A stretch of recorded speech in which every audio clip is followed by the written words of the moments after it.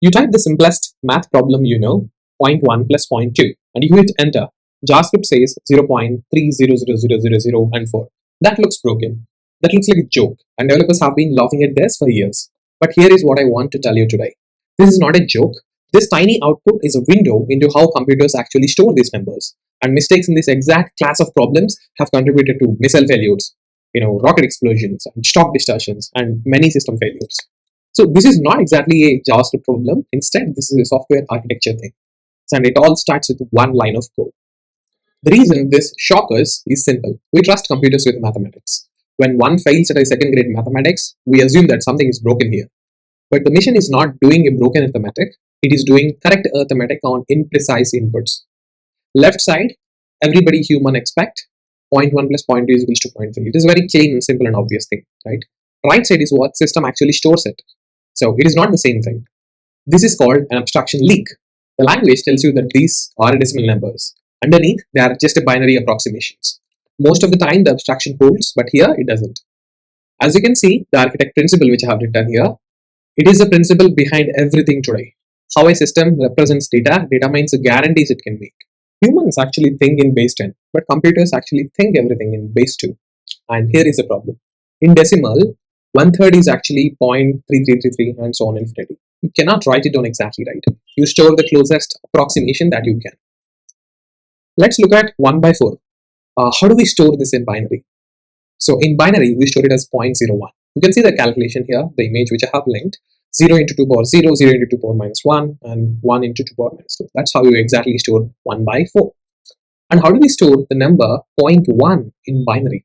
So it is 0.00001110011, something like that. Similarly, 0.2. And when JavaScript or any language tries to add them, it is not just adding 0.1 and 0.2 in decimal. It is adding two approximations in binary. And the tiny errors inside them and combine and give you a value 0.30000, and then it will give you a 4 at the end. So the system is precise about its approximation. It is not just precise about your decimal expectation.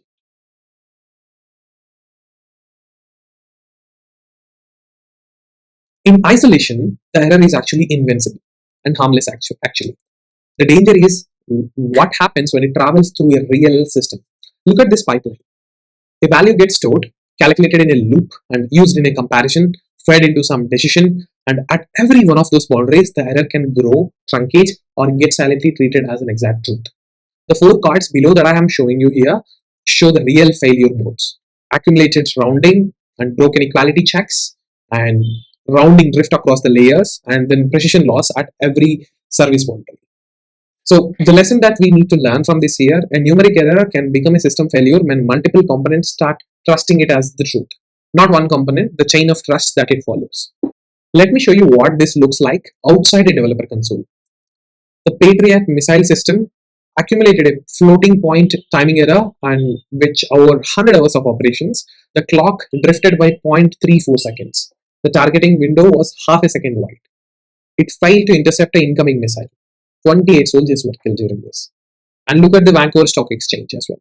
An index recalculated 3,000 times a day, each time truncating instead of rounding.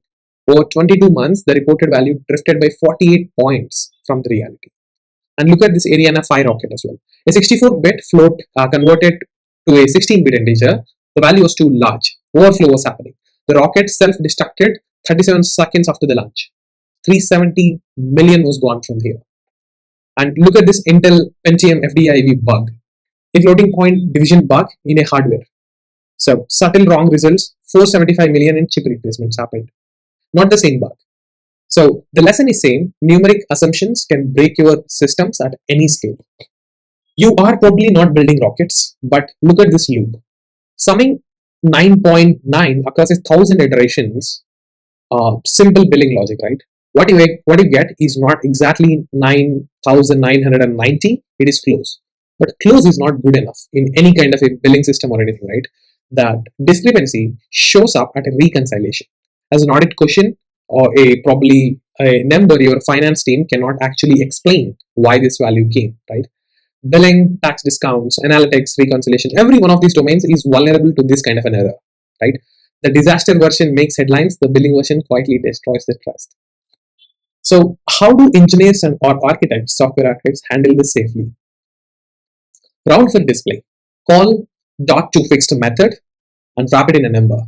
Use this only for showing numbers to users, never for the logic. It hides error. It does not fix it. So there is something called as epsilon tolerance for comparisons. Never use triple equals on floats. Instead, use math.absolute of the difference and compare to the number.epsilon. If the gap is smaller than epsilon, treat them as equal. That is a correct way to compare calculated values. And I'll link about what is epsilon number in the description. Store integers. Do not store decimals. Do not store 9.99. Store 999 cents. Integers are exact. No approximation, no drift, no accumulated errors. This is how the payment companies such as Stripe works. This is how serious financial API works. This is the architectural fix. The other two are tactics. This one is the design decision. So why does 0.1 plus 0.2 equals to 0.300004? Because the computer cannot store 0.1 exactly in the binary. It stores an approximation. Two approximations added together produce a visible error. This is the technical answer. But the real answer is on this slide. Every abstraction has the edges, and great engineers know where they are. The decimal number you type is an abstraction over binary storage. Most of the time it holds perfectly, but at a certain values it leaks. Right?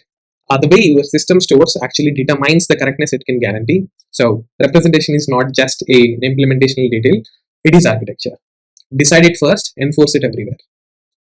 That's it for this video. Thank you so much for watching, and I'll be linking all the important topics in the description as well. If you are interested, you can go through them.